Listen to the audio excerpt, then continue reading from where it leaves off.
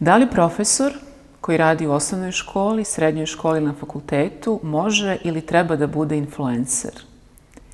Da li uopšte treba da razmišljamo o tome kuda sežu uticaj onih koji su zatvoreni u učionicama, odnosno u kabinetima na svojim fakultetima? Da li su njihovi uticaji ograničeni ili pak u današnje vreme kada smo se preselili na neka druga digitalna mesta, njihova reč treba da se čuje dalje i bolje nego što je to bilo do sada? Verujem da mnogi od vas nisu o tome razmišljali, evo ni ja nisam do skoro, ali se sve više pitam da li treba da ostanemo samo u učionici ili treba svoj glas da pustimo dalje?